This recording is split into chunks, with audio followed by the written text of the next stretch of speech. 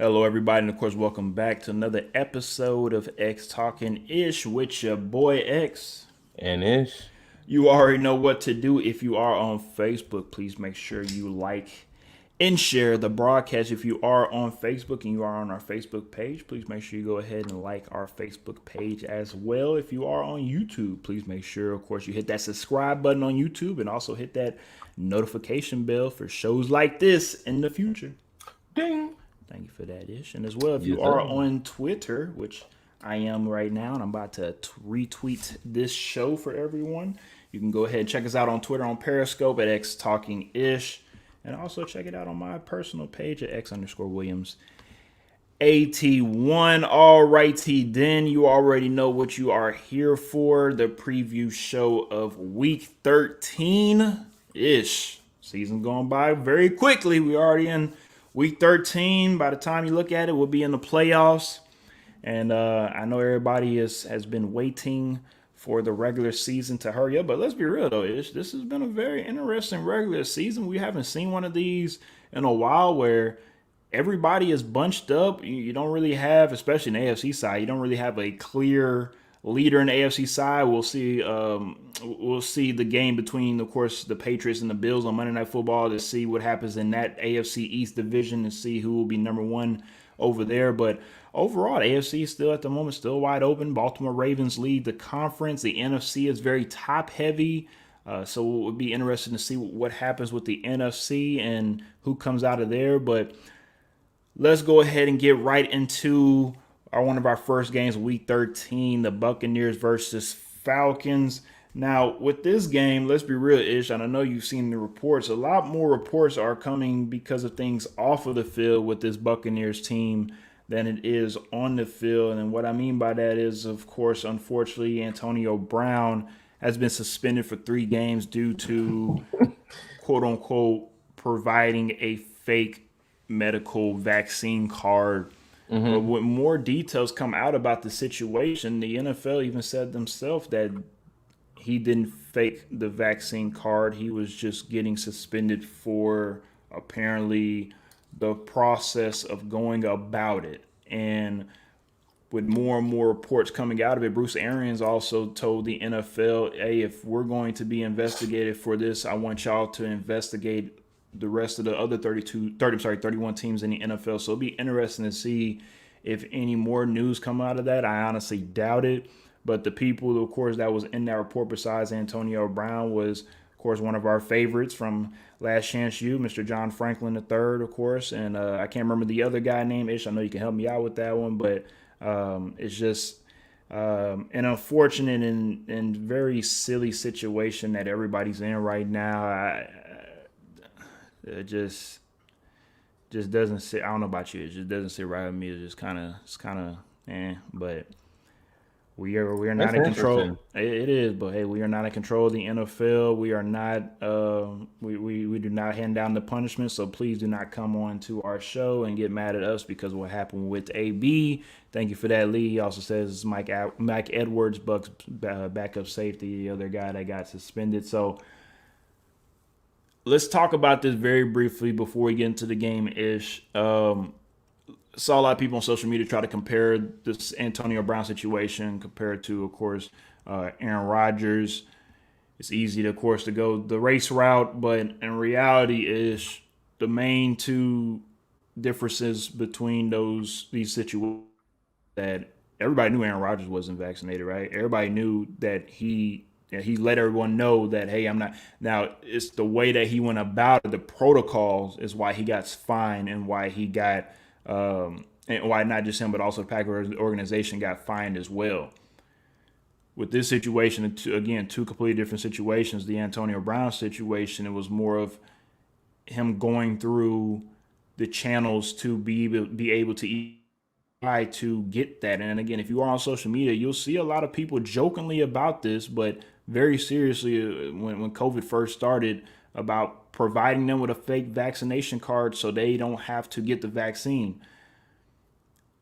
Ish, let me throw it off to you. How do you feel about everything that's going on? Because I'm still wrapping my head around all this. Yeah, I very much am still trying to wrap my head around it, trying to figure out exactly what is the truth. Like you said, there have been multiple threads on the story about what happened, whether it was a fake vaccination card or it wasn't a fake vaccination card. Like there's so many moving parts in this story that I'm still trying to wrap my head around. Like what exactly is the Same truth here. in here? Same here. What was Antonio Brown? What was he aware of?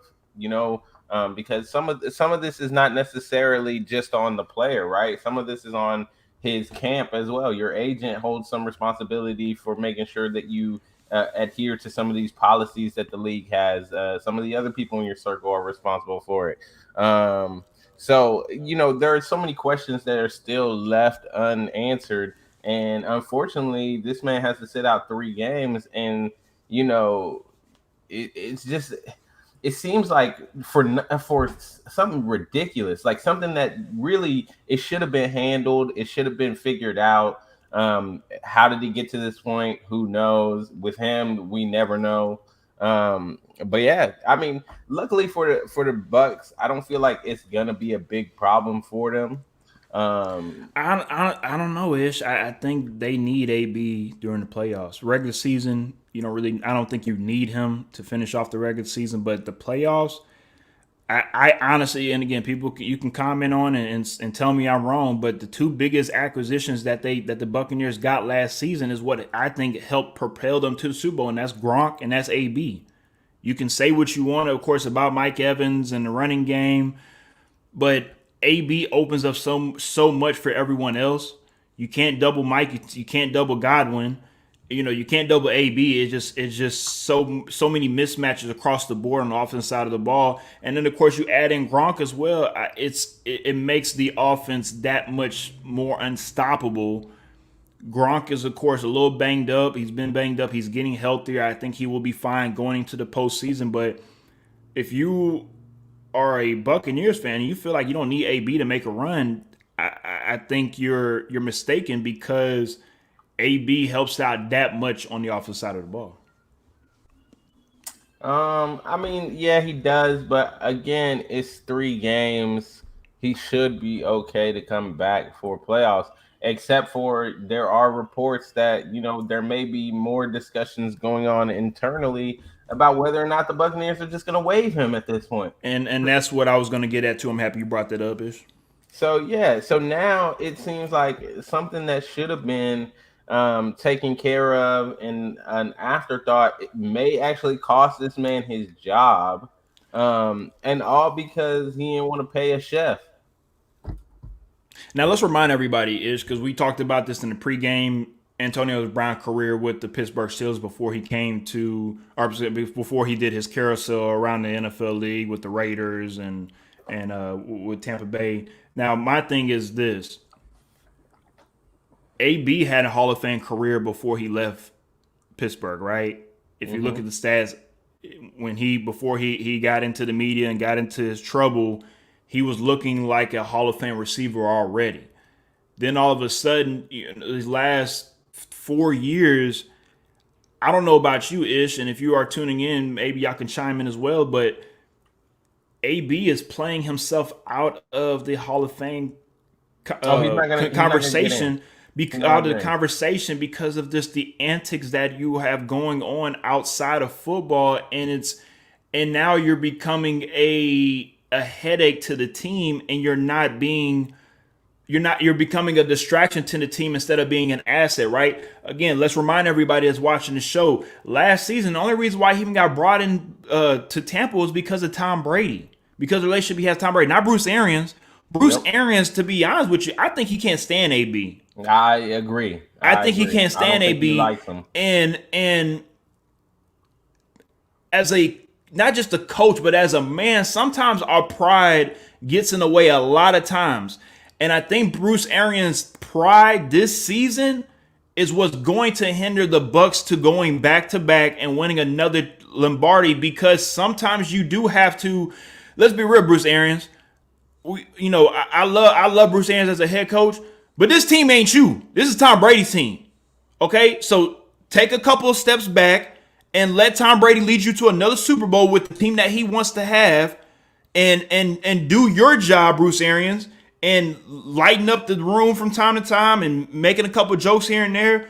But in reality, Tom Brady is the one that brought AB in here. They won a Super Bowl last year, and they tried to duplicate that again this season, but it just seems like emotions on both sides are wearing thin.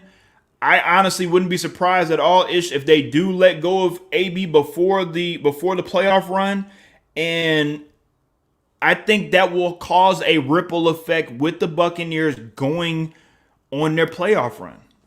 I don't think it'll cause a ripple effect to that extent. I think they're gonna do as well as they can do, or as well as the people in the NFC adjust to them.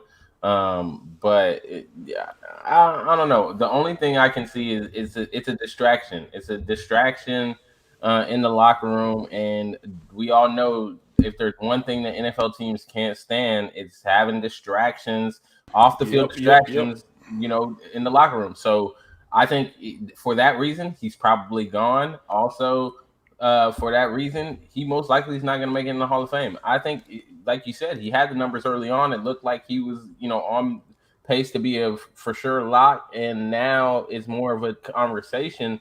And to be honest, the difference between, I think it's similar to a situation with your favorite player, Terrell Don't say Owens. TL. No, it's not. But continue. I think, but listen, hear me out. It's listening. similar but I'm different, listening. right? Because I feel like in the past couple of years, it's similar in the sense of people are more focused on the distractions that he has caused off the field, right? And I feel like T.O. had that issue. T.O. had domestic violence situation. T.O. had No. I'm just asking because again, when it comes to T.O., but I got you though. But here's the thing: when it comes to T.O., and I understand people like to compare him.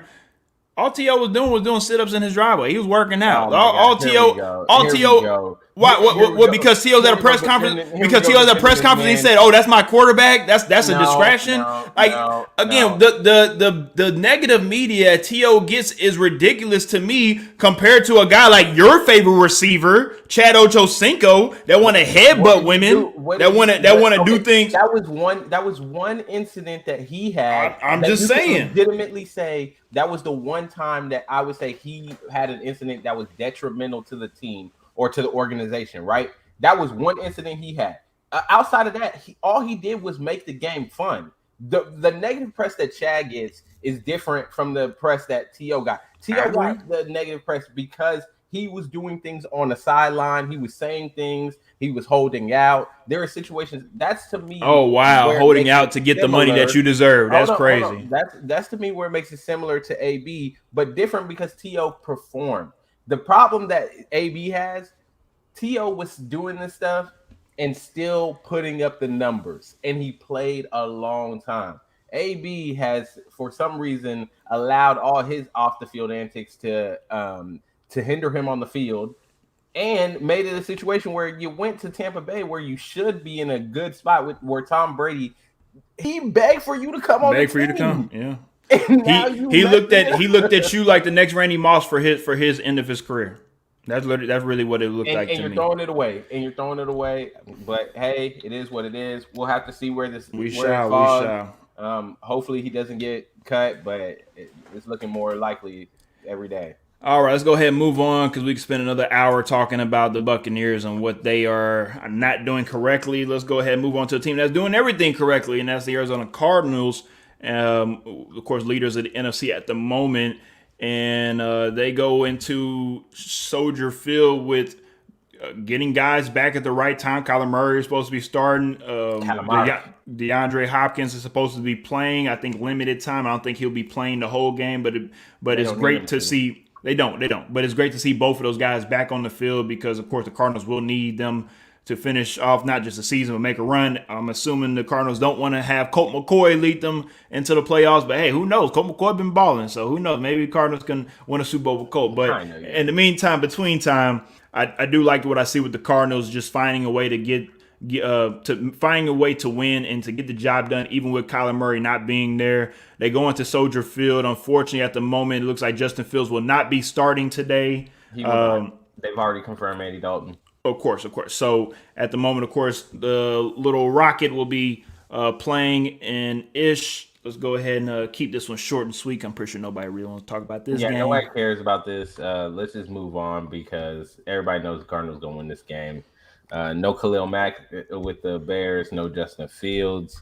Hopefully, this is the game where Matt Nagy is finally gone. Hopefully.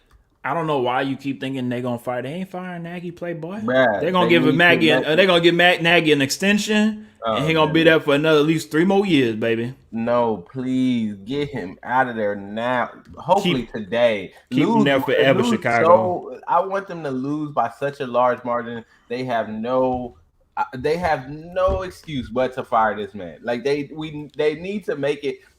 If you playing for the Bears, just go ahead and let them score on y'all, please. Do it for the greater good. We need Matt Nagy gone. Yes. And Fracture Wildness says Minshew is starting today. Also, yes, we'll get into that in a second. We appreciate y'all for tuning in, but y'all gotta hold up a sec before we get to the teams. Before we talk about those players on the team, come on, we can't just be jumping around like that. But Fracture Wildness, as I said, 4-year extension, $35 million, and enjoy that, Matt Nagy, because hey, to be mediocre to get $35 million, I'm trying to be mediocre, baby. Fuck all this greatness shit. I'm trying to be mediocre. So anyway, let's go ahead and move on to the next game on the slate. And of course, in Nagy we trust. But this game, I'm happy that we did not pick the same team on this game because I want to speak on this. Now, before I do, I want to let you go on first on this one, Ish. Yeah, this is the interesting one for me. And I went back and forth for a little while because I was trying to make the decision on who I thought was going to come out on top. And really, I was kind of puzzled. I was puzzled because these are two teams with young quarterbacks who we, have had highs and lows throughout the season. Both of us have, at one point said, oh, the Bengals might be ready. Then they fell off. Yeah. Then we said the Chargers. We said early on the Chargers looked like they were ready. Then they fell off. And it's like both of these teams are kind of in this situation of they're trying to figure it out. They're just trying to make their way through this messy situation in the AFC. And for me, it just came down to I think that the Bengals are actually of the two. I think the Bengals are the better one. I think they're the better team. I think that they've got the statement wins that we need to see from them. I think that they've just been slowly, putting things together that they, with the eye test, like we always talk about. I think that win last week against Pittsburgh was a big one for me, where from the eye test, I was like, yeah, this team actually is playing playoff type football. It's just that they lack that consistency, and that's why they are where they are. As soon as they can get that, I mean, it'll be very scary in the AFC North because I could see them taking the AFC North, especially with Baltimore playing the way that they've been playing recently. So I'm going with Cincinnati in this game because I do think Cincinnati is the better team at the moment, and I'm having a little bit more reservations about Justin Herbert. Justin Herbert, we're going to talk about that soon. He's showing me some things that are a little bit concerning, and not necessarily from the physical standpoint, but from the mental standpoint, that I'm starting to question if he's going to be able to make the impact he needs to make this year. I'm not saying moving forward, but I'm saying this year, I don't know that he's there quite yet mentally to have the impact we need in order for the Chargers to get over that hump. Now, the reason why I have a lot to say about this game is because, first things first, let's remember these two quarterbacks are drafted in the same draft class. So, at the moment, or just at a year ago, the Bengals, of course, lost Joey Burrow with ACL injury, and it was kind of like, oh man, it looked like the Chargers won that round because they were able to have a healthy Justin Herbert, and Joey's out at the moment. Now we into this year, and Joey's playing very, very well at the moment. He's thrown for 2,800 yards, 22 touchdowns, 12 interceptions. Interceptions are a little high, but again, he's just getting his feet back wet again. I would rather you not be scared to throw the ball instead of holding on to the ball and worrying about throwing a pick. Sometimes you gotta let it rip, right? Mm-hmm. And the differences between these two quarterbacks, and I'm not putting this label on both of these guys just yet. I'm just letting everyone know at the moment, Joe Burrow has won college championship, or in high school, he's won. Justin Herbert put up stats, great uniforms at Oregon, just haven't won anything yet. Of course, with the Chargers just got there, but my point is, I love me some Justin Herbert. He's on my fantasy team. I have him for the next 5, 6, 7 seasons, hopefully, if he continue to keep doing. Shut your mouth. Like I said, just this season, just this season. But the way I'm looking at both of these quarterbacks is, even though Joe Burrow might not have the same type of stats as Justin Herbert with the 3,200 passing yards, 24 touchdowns, and 10 picks, if you are a football, or just not even just a football player, if you are an athlete in general, sometimes you would rather have the guy that that can help you win, that that is clutch, that if he has the ball in his hand, he's going to find a way to help us win this game, compared to somebody that we know, he's going to throw 350 yards, but when it comes, that last drive to help win us the game, we just don't know yet, right? And I think at the moment, those stigmas are on both of those quarterbacks. Both of them can erase it. We just have to wait and see the development of both of these quarterbacks. But the question is, of course, is if you were to start a franchise, who would you start with? I'm still 50-50. I like both of these guys. I love how big and tall Justin Herbert is. He can run. He can throw out the gym. I love Joey Burrow just because of the swag, the winning attitude, the us against the world type of mantra. I love everything about both of these quarterbacks. But it's on both of them when you get onto the field on who's going to change the narrative. We can go back 20 years ago when it comes to Peyton Manning. Peyton Manning coming out of Tennessee, they always joked about him not being able to win the big one. I know we look at Peyton Manning like, he's the greatest quarterback to ever touch a football, but at one point in time, he also had the stigma of, he can't win at Tennessee. The year he left, the next year that he left Tennessee, they won a national championship.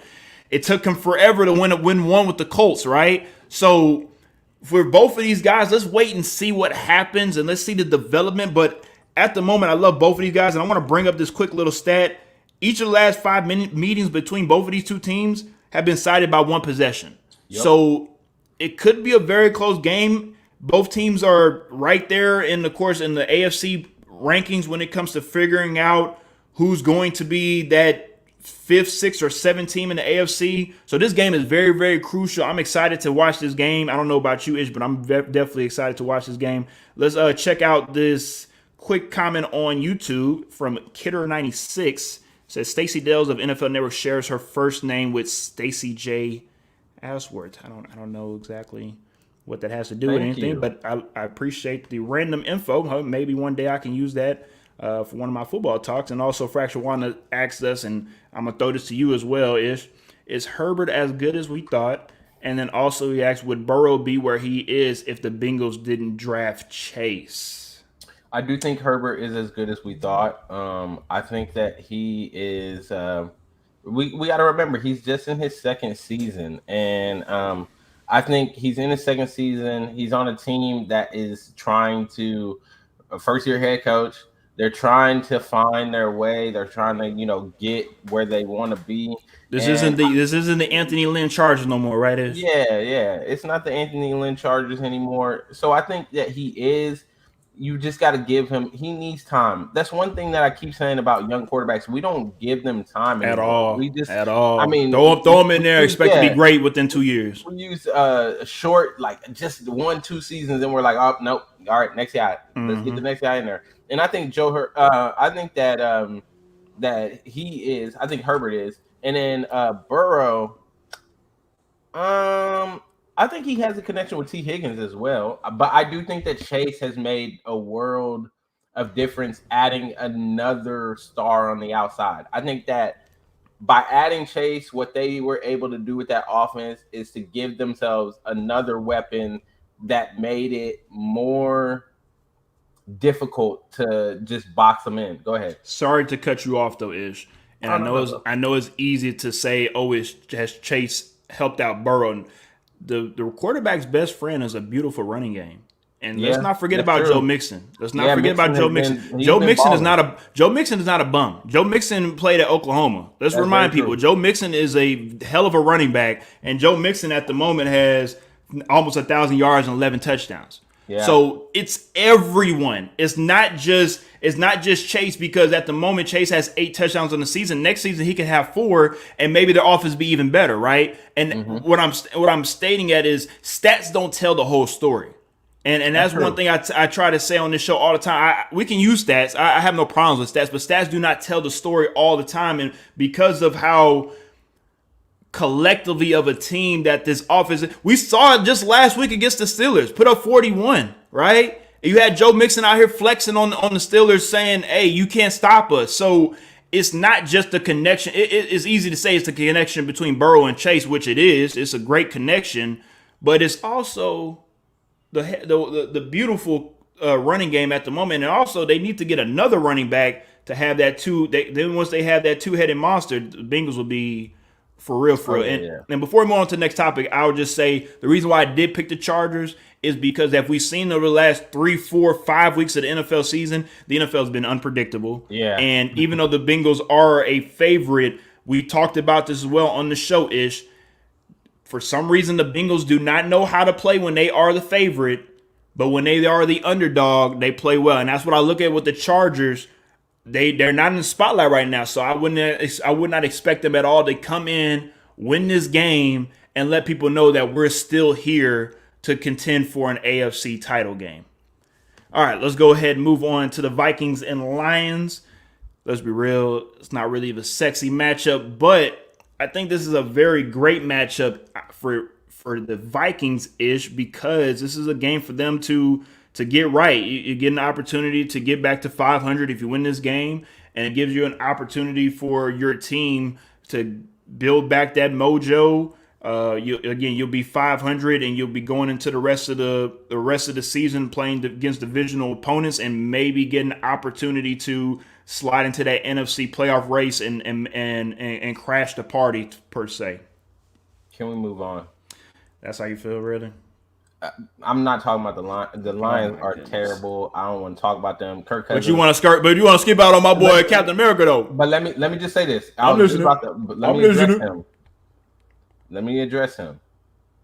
This is the kind of game that Kirk Cousins go out there and lose. I'm just gonna say it. I'm gonna put it out there. I'm gonna put it into the world. You're gonna be mad when he 31 for 34. 400 yards and throw 5 touchdowns. You're gonna be mad at that, and then you're gonna say, well, Jameis only threw for 200 yards and threw for 5 touchdowns. I'm not delusional, so I chose the Vikings, but I am aware that this is the kind of game where Kirk Cousins go out there and lose the game, and then everybody gonna be looking around like, wait, what? Here we go. Did this just happen? As y'all can see, Ishmael is a certified Kirk Cousins hater. I'm just. And you need to let that hate out of your heart, sir. I'm just letting it be known the Lions You telling me the NFL leader in touchdowns to interceptions ratio is going to go out there and just let it loose and just give the Lions just 3 or 4 interceptions to keep them in the game to win, for the Lions to win the game. It's Kirk Cousins. This is the kind of game everybody watching the show knows. I mean, y'all can go ahead. No, you're a hater. That's different. You're a hater. The people that watch the show, they know what they're talking about. You are a hater, sir. Everybody watching the show knows this is the kind of game that Kirk Cousins go out there and throw 3 interceptions. And you're a hater. He haven't thrown 3 interceptions all season. Okay. Well, all of a sudden, week 13 against the Lions, that's what he gonna throw. Okay, all right, touche. I give you that one. But you gonna stop being a hater on Kirk Cousins, though. That's what I will say. This is America, okay? This is America. All right. When Kirk Cousins play bad, America plays bad. Well, then I guess America's gonna be playing bad today. Jesus Christ. Let's get to the comment right quick. I think this is very interesting. I'm gonna go ahead and shut it down. Honestly, Fracture Walnut, aka my boy Julius. Hell to the no. But he asked, do y'all think the Vikings should have gave AP a call? Hell to the no, because you want to know what AP would have done? AP would have done the exact same crap that Cam Newton is doing in Carolina right now. And what I mean by that is, oh, I'm coming to my old stomping grounds. This is my team now. Dalvin Cook, who are you? Give me the ball 25 times. Sit your ass down, AP. Sit your ass down. I love you, AP, but your ass shouldn't even be playing football no more. Okay. The only reason why you've been playing football is because financial situations. I'm not going to get into that. But in reality, AP, go retire, please. Go set up. Go get with somebody business-wise, financially, that you can actually trust, and go build you a business somewhere that can actually be lucrative. Because, sir, you're not getting the rushing title. You're not getting any younger. And to be honest with you, AP, most GMs are going to pick a 23-year-old running back over a 39-year-old future Hall of Famer that's on his last ankle, not leg, last ankle, last toe, last metatarsal, last all of them hoes, okay? I just want to address this real quick. There's a reason why the Titans let him go, because of the two backs that they signed, or when the King went down. Deontay Foreman greatly outplayed AP. I mean, even from the eye test, he looked better the whole time. There's a reason why they kept him and they let AP go. AP did not look even close to anything like what he was in the past. So the Vikings did the right thing by not calling him over there, because, like you said, it's going to be the same situation that Carolina has right now, where you have this feel-good story of, oh, he's returning to the team where he made his name and all of that, and then only for him to go out there and not produce. So, nope, don't call that man. Keep him where he is. Let's move on. Definitely agree. Let's go ahead and move on from this game, and let's get into, as I call them, our own Houston Rockets, the streaking Dolphins. Everybody just out here streaking, baby. The streaking Miami Dolphins are 5-7 and doing what they did last season, and just go ahead and streak at the wrong times. Play against the New York Giants without Danny One-Hand Jones, as Ishmael like to call him. With that being said, we'll make this very, very short and sweet. Tua had a hell of a performance.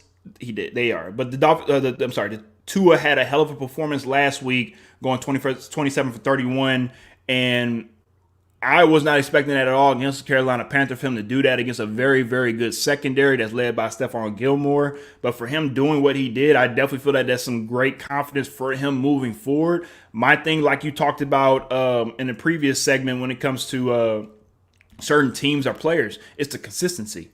It's, can you do this on a consistent basis?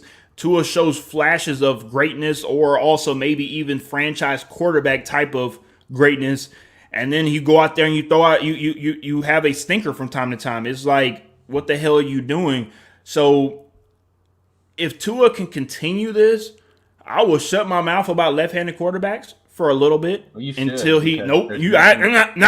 until he's consistently doing what he's doing. He's leading the Dolphins year in and year out on some winning seasons, some playoff appearances. Because at the moment right now, you can do what you want to, Ish, and feel stressed all you want to, but they behind the Bills and the Patriots in that division. So there are no playoffs. That has nothing to do with him being left-handed. Okay, you are correct, but you want to know what everything has to do with left-handedness?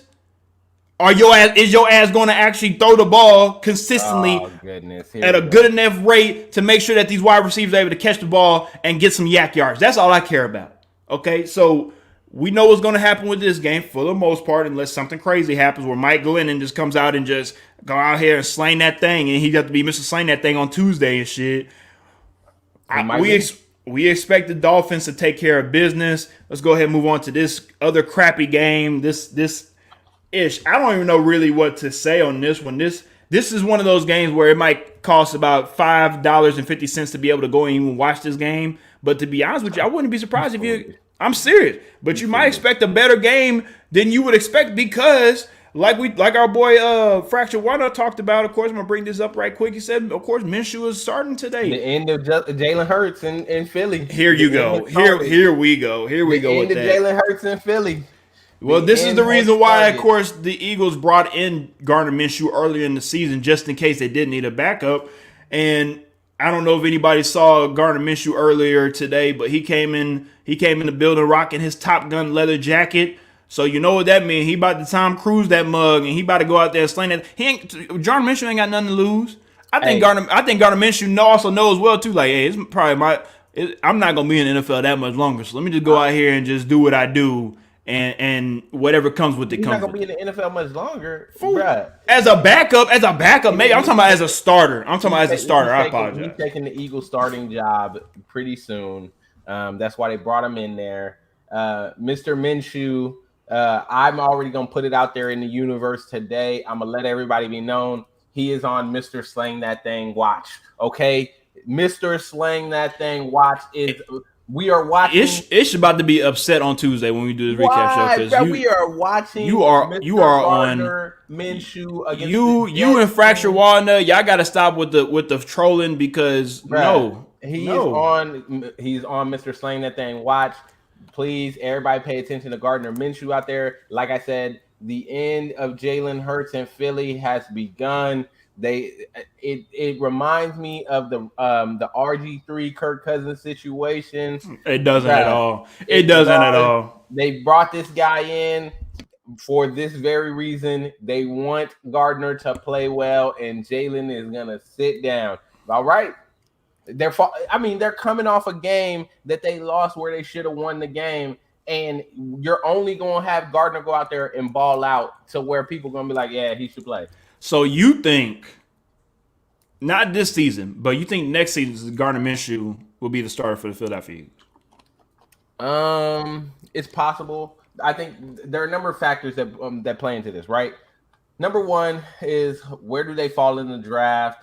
What does it look like as far as like quarterbacks around that area? Because again, we know the quarterback class is not the strongest, so it's going to be a kind of like, where do you get the guy? Does he fall to a spot where you feel comfortable getting a certain guy and all of that? So that's one of the factors. Another factor for me is how they end this season, right? If Gardner takes over for Jalen Hurts to end the season and they find a way into the playoffs, because let's be honest, Washington currently holds a playoff spot at 5-6. The Eagles right behind them at 5-7. The Eagles were in the playoffs last week until they had that debacle of a game last week. So really, you got to sit here and think to yourself, they're right there. If Gardner can play well today, does that give him another start next week? Even if Jalen's coming back from the ankle injury, next week, do they play him again?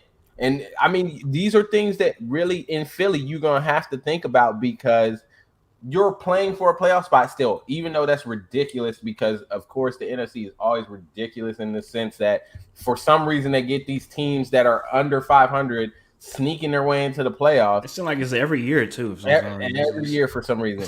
But, I mean, think about it. You got the Jets this week. You got a bye week next week, right? And then you got Washington at home. That's a big game. Washington currently holds that wild card spot. You play them after your bye week. You need to win that game. You got to win this week, and you got to win that. 2 weeks to prepare for that one too. So I mean, I just think Gardner Minshew, if he plays well today, he earns the spot against Washington in 2 weeks because then he has a whole week to prepare as the starter. And then if he goes on and wins that game, I can see it completely goes over to Gardner. That's it. Yeah, you brought up. Sorry to cut you up, but you brought up about 1 or 2, 3 different reasons on why Gardner Minshew either might stay or why the Eagles might go a certain direction with quarterbacking. You forgot the one biggest name that people, that's still here in Houston. Deshaun Watson could be the Eagles. Hey, there's already reports saying that the Eagles might get him. Okay, I'm just letting people know what's going on. They have 3 first-round picks. It makes sense. Honestly, that's the team that makes sense. So why don't make sense? Okay, so why if I throw it out, why you mad at me throwing it out? He don't want to go there. He don't want to go there. It don't matter what he want. He doesn't want to go there. It matter what your ass get traded to, right? He want to be on any other team besides Texans. I'm pretty sure he has a no trade clause. He can decide where he goes. I don't give a damn about that. Okay. All right. Well, when the time comes, best believe we will have a very special episode for everyone here. We will talk about it for a good 30 to 45 minutes, And we'll make sure I let everybody know that nobody gives a damn about your trade clause, Deshaun. If the Texans want to trade your ass to wherever they want to trade you to, that's where your ass going. So we go wait and see what happens with that. Oh, yes, sir. We shall. Quick little tidbit before we go on to the next game. The Eagles are actually 11-0 against the Jets in this all-time series. So that just goes to show you where the Jets are. Yes, we can. Yes, we can. We can move on from this game as well, too. Ain't too much to talk about. Colts should take care of business compared to the Tennessee Titans because apparently Tennessee Titans like to, lose the shitty team. So the Colts should take care of business here at home. Oh, I just read this article. I don't know if you read this or not, Ish, but I want to let everybody know that are here in Houston, that are Houston sports fans. Today is the day to take your kiddos out to go watch a professional football game and a professional basketball game in the same day for just a measly $6 because you can get tickets to the Texans game for $6. You can get tickets to the Rockets game right now for $6. So if I'm Houston in the Houston Chronicle, you don't believe me, go and look it up. If you are a parent, this is a great opportunity to go wear them kids out. Go have fun. Take them kids to a nice little Texans game. Go take them to a Rockets game. You could do it all. You could do both. You could go to both games in one day and spend less than $30. It's like you ain't got to go to movies, right? It's some great entertainment for a Sunday. So if you are in the Houston area, go out and go enjoy these. Who knows? Might be an interesting game. You never know. One thing about football, it's like a box of chocolates, baby. You never know what you're gonna get, right, Ish?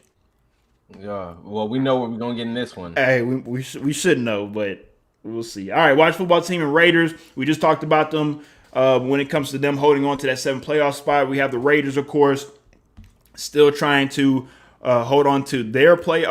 Still trying to get back into the playoffs because they lost their playoff spot. Ish, both of us have the Raiders winning this game. How do you see this game playing out? The Raiders. I just see the Raiders. I think the Raiders are just a better team.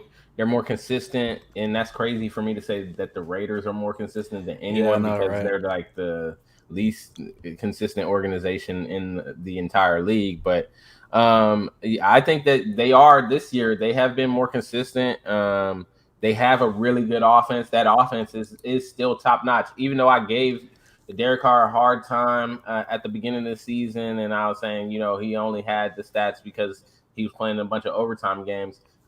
He's played well. He's played well this season. They have done really well, even with all of the distractions, all the issues that they've had. They've started playing well. Deshaun Jackson, for some reason, I think he took it personally. Nigga had one Nigga had one touchdown, and all of a sudden he back now, He took it personally when you came out and you were. And I hope he take it personally again today. Go do something again, Deshaun Jackson. I mean, I wouldn't be surprised if he does. Since you watching the show and then have Lee text me and talk about Deshaun Jackson back. Nah, we gonna see.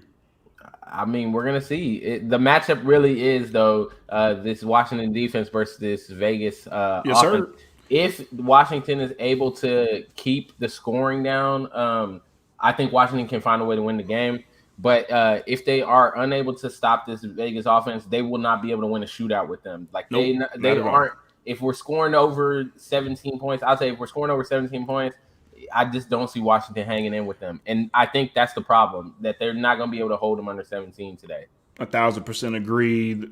I was leaning to maybe pulling off the upset, but of course, when I saw J.D. McKissick, the running back for Washington football team, he's out for this game. Yep. It's just hard for me to pick the Washington football team, especially. I mean, even when they are killing right now yards per game, 125 yards per game. I mean, that's ridiculous. It allows you, of course, to control the clock, control the offense, control a lot of different things by running the ball. But when you do not have your main back in the game, and it is a road game, this is a game for the Raiders where you better take care of business. This is a game where you have to take care of business because of the situation that you're in, trying to get a playoff spot.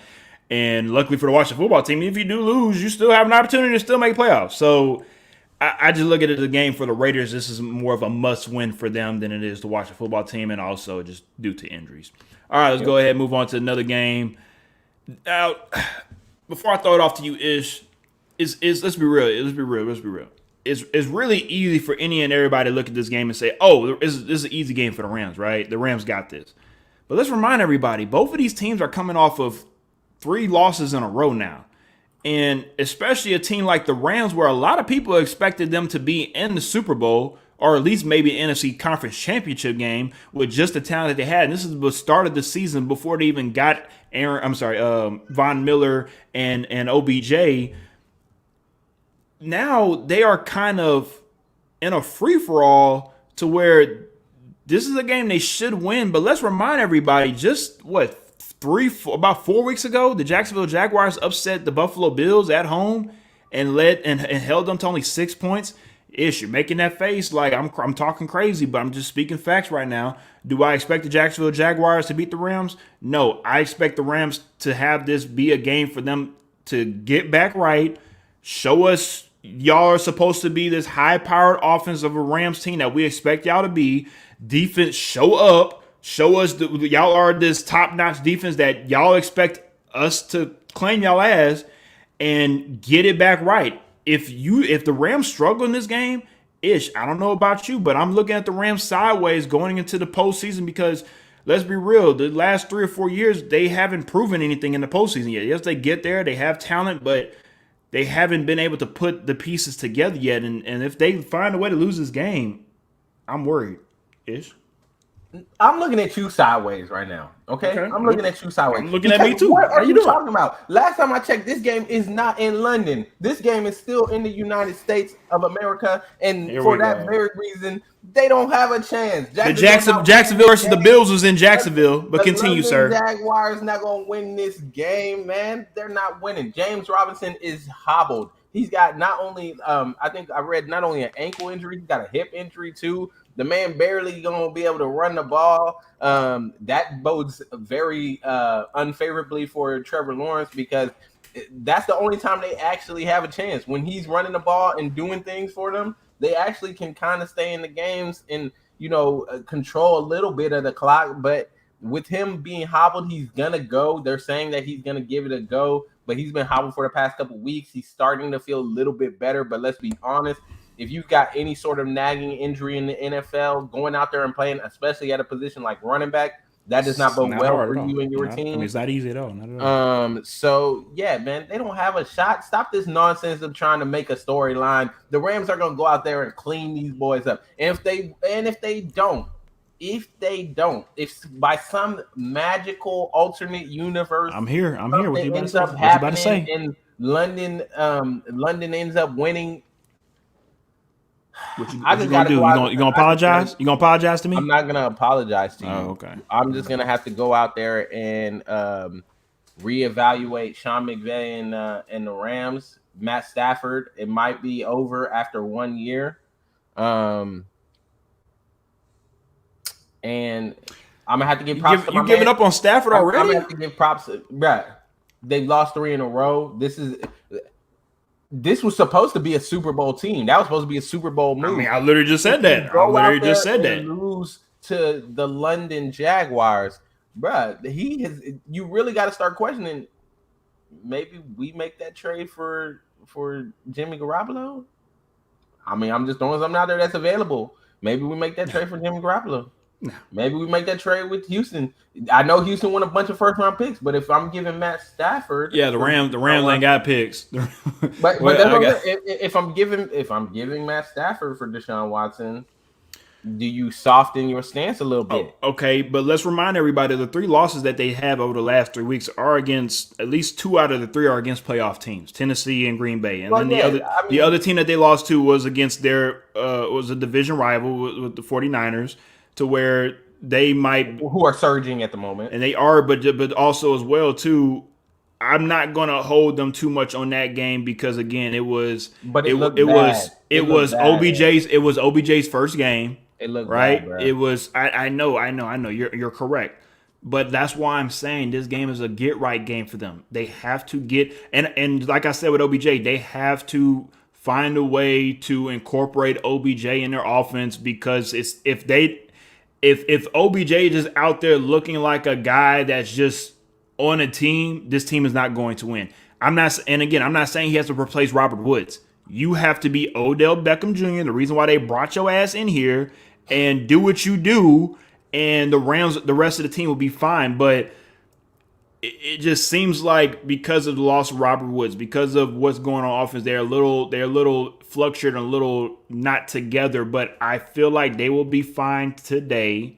Let's see They how this have game to. plays out. They have to. They Let's see how this have to. game plays out, and we'll go from there. All right, another great game on the slate. The Ravens Steelers might not be as great as what we've seen maybe the last 10, 15 years with these two teams, but I feel like with this game, this is a bigger game for the Steelers than it is for the Ravens. And I'm gonna throw it at you first, Ish. But before I do that, let me go to this comment right quick on YouTube. Came in a little late. Fracture wasn't asked McVay is on the hot seat if they don't win the Super Bowl. How you feel about that? I think there will be more discussions about McVay if they don't win the Super Bowl. I don't necessarily think he's on the hot seat because I think there's too much hype about him. And I agree. everybody loves him. The He's like young guy, he's fun. Yeah, He's this. so I agree on I that. don't think he's on the hot seat, but I do think there's going to be more questions. People are going to start to ask a little bit more. Like, about, is he really the boy wonder? Yeah, they're going to start asking a little bit more, but I think he's going to keep getting more time because I think people just love him or the image of him in LA. I agree. Yeah, I agree. All right, go ahead, Ish.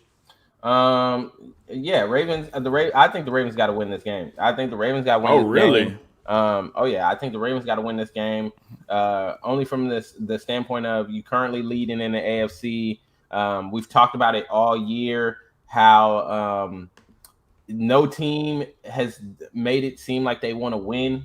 Every team that gets up there for some reason ends up losing or going on a streak of bad games because for some reason they all don't want to be the number one seed, especially in the AFC North, but also the AFC in general. So I just think for Baltimore, this is a good opportunity to make a statement that you are the top team in the conference. You are actually there competing for a Super Bowl. Lamar, you've taken that next step. I mean, honestly, he had been playing well, throwing the ball well up until that last week game. That last week game, goodness. But at least I will say one thing about Lamar, and you can definitely see the maturity of him over the last 4 years or 3 years in the league now. He owned it. He's like, this was a horrible game. This was trash. This is, and I know he wasn't saying it as a slight to a rookie, but he was just saying it as in these are first year mistakes.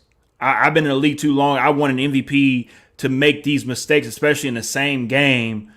In like the second quarter, like it was just like who is this guy? We expect him to be Lamar, and I respect him tremendously for saying I messed up. I'm gonna take that L. I'm gonna watch that film. And we're gonna keep moving because I shouldn't play like that. Now, that's what I'm getting at is the reason why I'm picking the Steelers. I don't think that what happened the week prior is going to overflow into this week. But I think the way you talked about with this game being important for Ravens, I think this is 10 times more important for the Steelers. And it's not even about playoffs. It's about pride at this moment. You 5-1-ish. We talked about this for about 15, 20 minutes before he came on the show. But this is a Steelers organization that is prideful. This is not the Jacksonville Jaguars. This is not the Houston Texans. This is not whoever on the West Coast that you want to bring up. This is a team that has generational fan bases that love this team, that feel like and know that if you come into Pittsburgh, you're going to get punched in the mouth, and we're going to wait and see what you do after that. You have Ryan Clark calling out this Pittsburgh Steelers team on Get Up. You have other former Steelers players that are just saying truthfully, like, this is not a Steelers team. And for them, this is, I think, no X-Men, but this is the last stand for them.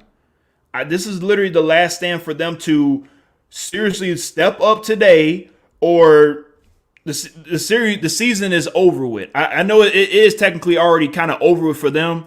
Big Ben just came out a couple of days ago saying that this is going to be his last season, which most likely last season should have been his last season.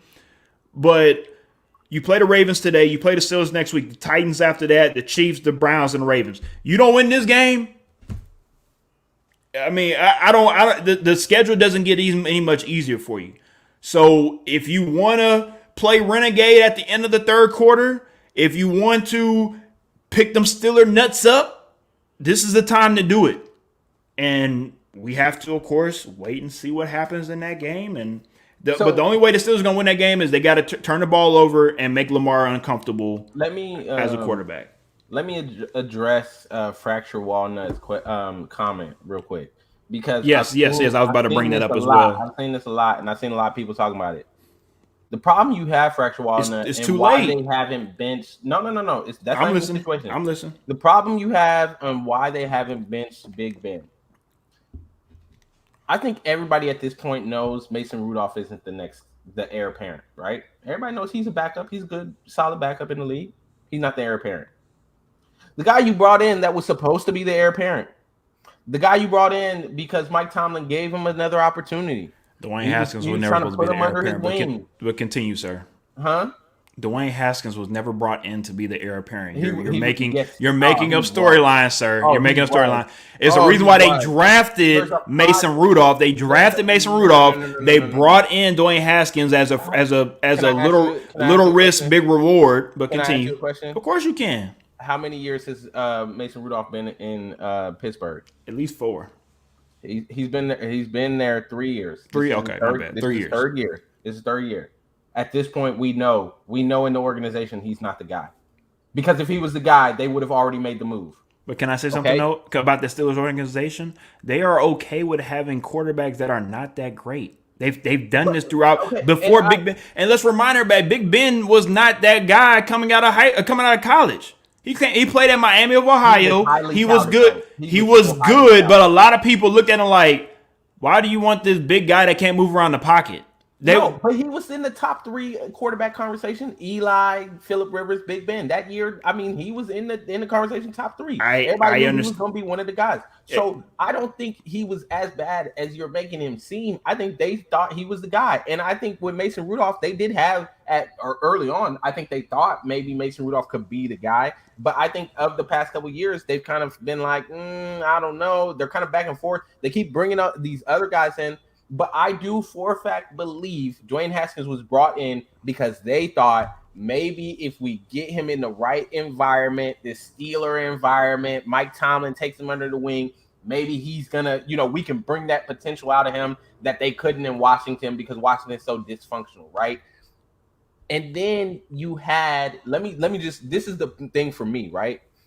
Then you had the game where it was a question of Mason Rudolph or Dwayne Haskins on who should play.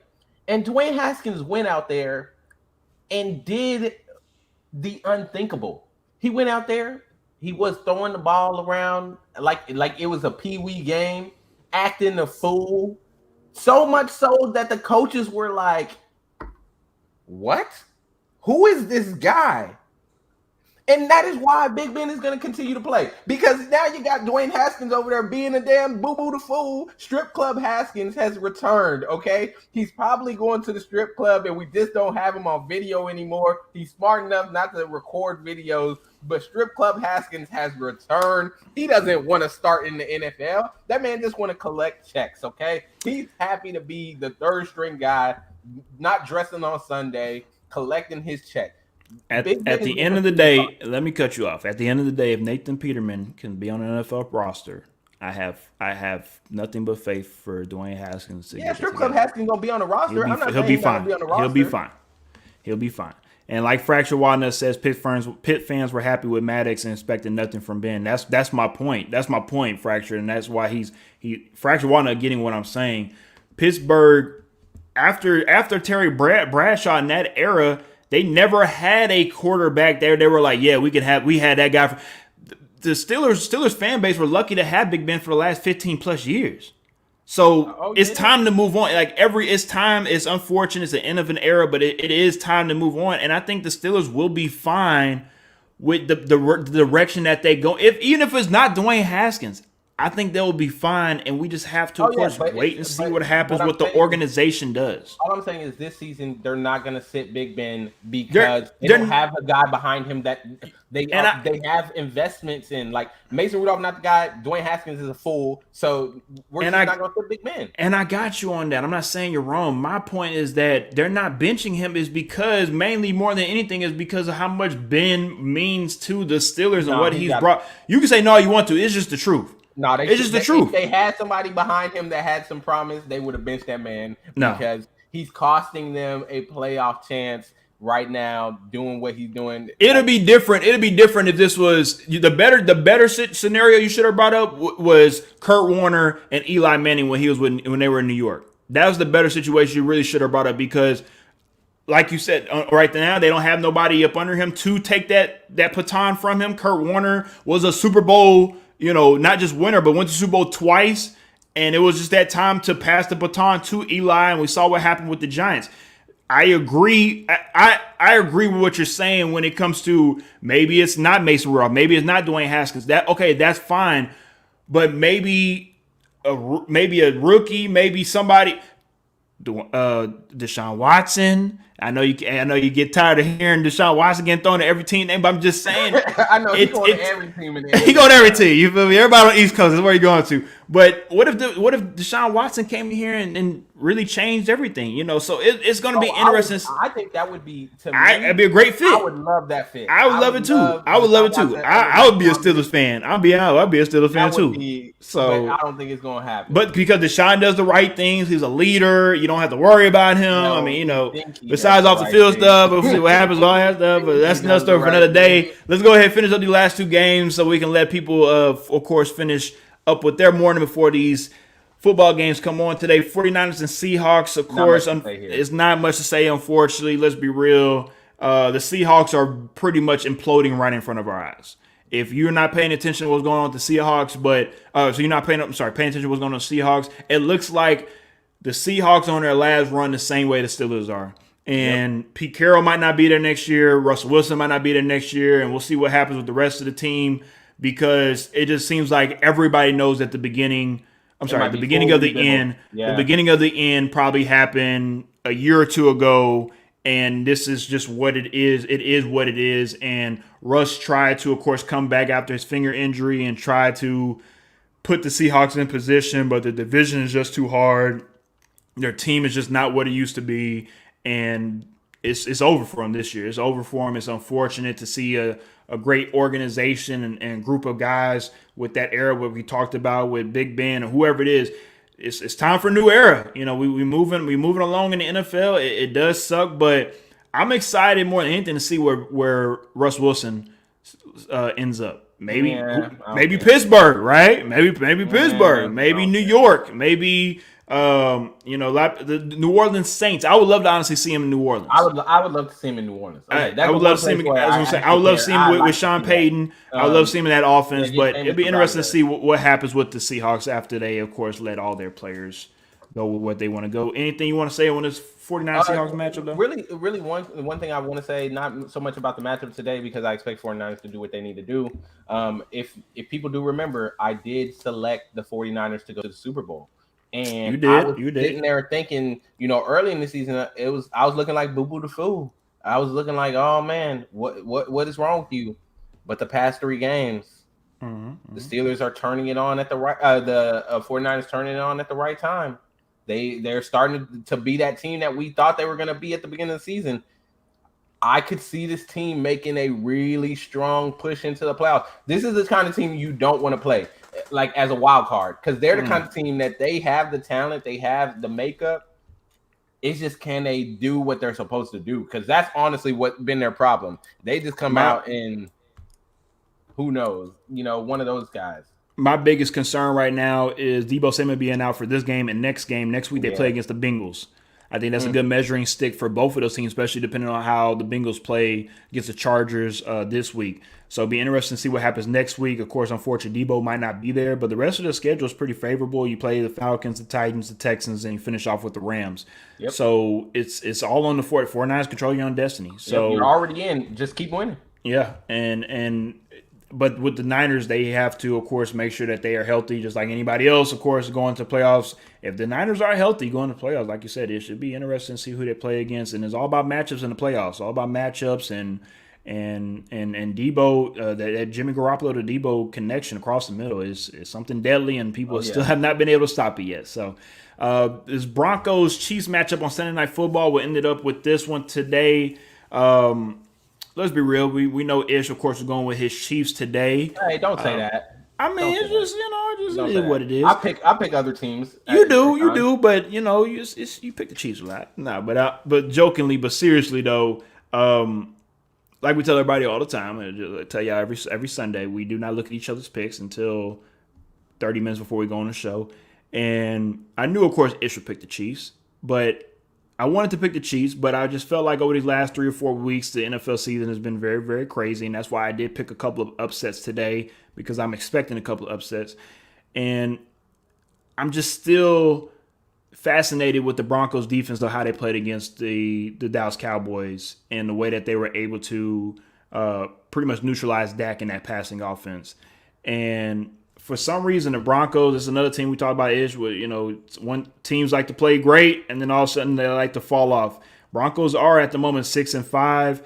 Next week they play the Lions. We got to that, the Bengals. We got to that, Raiders, Chargers, and Chiefs to finish it off. So I'm looking at this, and the reason why I picked the Broncos is I look at them as this is a game that they need way more than the Chiefs. And if they are able to put everything together, you are able to cause some turnovers. This is a divisional game. Yes, you are away, but with these being divisional games, you never know what can happen. And I just feel like with the Broncos, I think maybe Patty Mahomes might get a little excited playing on Sunday Night Football and maybe want to throw a couple of deep passes he shouldn't, maybe throw a couple passes that get tipped in the air. You cause a couple of turnovers, you win the turnover battle, you might have an opportunity to win the game. So I'm going with the upset tonight. No hate to the Chiefs. I just think that, again, if the Broncos can create these opportunities for themselves, it gives them an opportunity to win this game. Yeah, I don't dislike anything you said. I think that all those things could hold true. And if they do hold true, it could spell trouble for the Chiefs. The key matchup to me, and I think everybody knows, is PS2 versus the Cheetah. Patrick Surtain is second versus Tyreek Hill. And my question is, how long you been waiting to say that? I feel like you've been waiting to say that on the show for about a good PS2. I like that. I ain't gonna lie, I like that. Yeah. But my question is, does he follow Tyreek Hill around? We know that the Chiefs like to, move Tyreek Hill around, put him in the slot and things like that. And I think that's one of the questions is, how do the Broncos, because this secondary has been playing a lot better. Like you said, they played well against the Cowboys. They did a great job. They did even better against the Eagles. That followed up, even though they lost that game. The secondary played well. So the question is, how do they handle the adjustments of Andy Reid moving the guys around like Tyreek Hill, Travis Kelce? They're going to put them in different situations. How does that secondary adjust? That's the key matchup for me, because I think they're going to be the ones that are going to really dictate the game and what happens.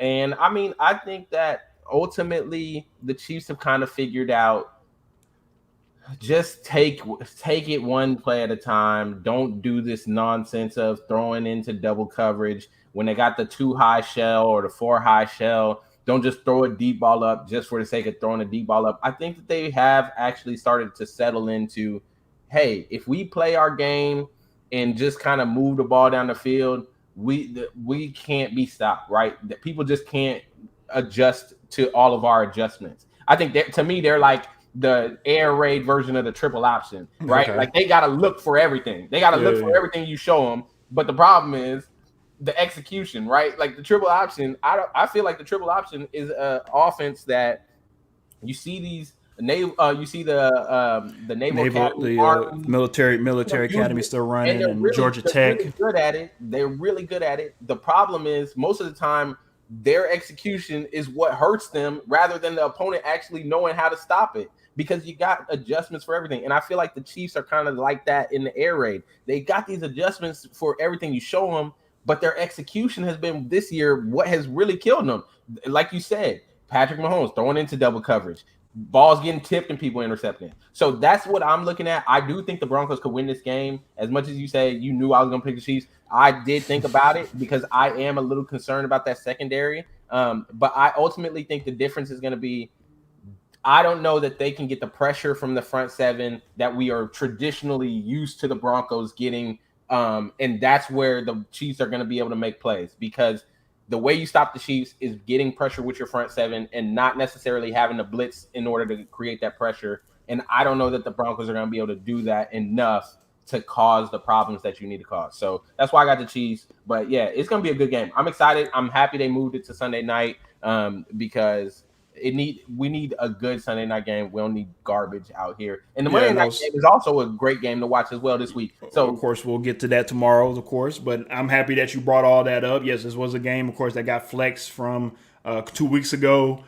They decided to move this game to Sunday Night Football, and I agree with you. I hope if everything does go the right way, this should be a hell of a Sunday Night Football game, and probably the best game of the weekend, which is not on the weekend, is on Monday. Patriots and Bills will, of course, be here tomorrow, Monday Night Football, to talk about that during the halftime show, and, of course, check us out on Tuesday to recap all of the games on Week 13 slate.